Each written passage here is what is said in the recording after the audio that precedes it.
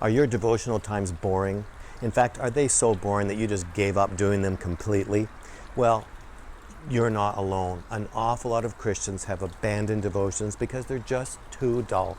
Now, I can remember when I was growing up, I of course knew I was supposed to do devotions. So I would religiously read one chapter of the Bible as fast as I could so I could get on with more important things. I would get nothing out of it. Then I would follow it with my shopping list, all the things I wanted God to do for me. And then I would tick it off my to-do list because I had done my daily ritual and I hoped God was pleased, and then I'd get on with my day. And that was totally a waste of time. And so many Christians look at devotions that way, so they just say, what's the point? I've got better things to do, and give up. And then I was introduced to some devotional books years ago, and so I started thinking, well, this might be able to wake up my devotional time. And so I started reading them, but they turned out to be just short little sermons about a passage from the Bible, and they were really pretty boring too, so I gave that up as well. And so my devotional life really sagged. But what really has transformed my devotional life is when I was introduced to the book Jesus Calling. And it's a huge bestseller. You can find it on Amazon or any bookstore.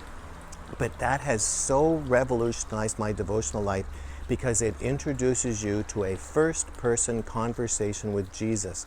And every page is 2 or 3 paragraphs of Jesus talking specifically to you in first person.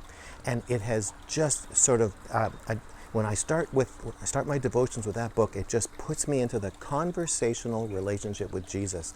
And really, why did Jesus come? He came to restore a broken relationship. God's love is all about relationships. So it makes total sense that during our devotional time, it would be a place and a time where we can restore, enhance, and strengthen relationships. And Jesus made it very clear that we're his friends, so friends talk to each other. So now what I do in my devotions, I start with Jesus Calling, and Jesus speaks to me through that book in first person.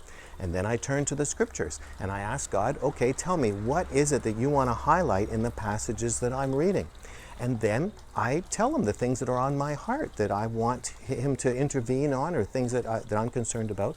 And then I ask him, okay, what do you want me to know for today? What's on your heart? Or how do you want me to pray for some of these issues? And I start to pay attention to words and pictures that come to mind into my imagination. And one of the most powerful keys to for waking up your devotional life is to picture Jesus in the room, sitting close to you, so you can actually speak to him directly face to face. That is one of the most powerful keys. Jesus Calling, picture him sitting there talking to you. It has made my devotional life come alive. I look forward to it because it starts my day off in such a powerful way. And this is God's gift to each believer, each one of us. And so I want to encourage you, your devotional life can be the most powerful launching moment of your day. So stop all boring devotionals.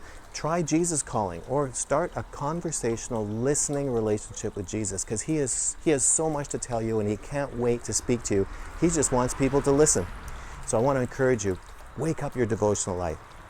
And so if this is your first visit here, you need to get my free self-assessment guide.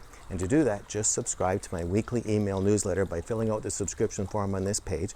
But also, we want to hear from you. How have you made your devotions come alive? Just leave your comments in the box below, because we want to hear what God has shown you.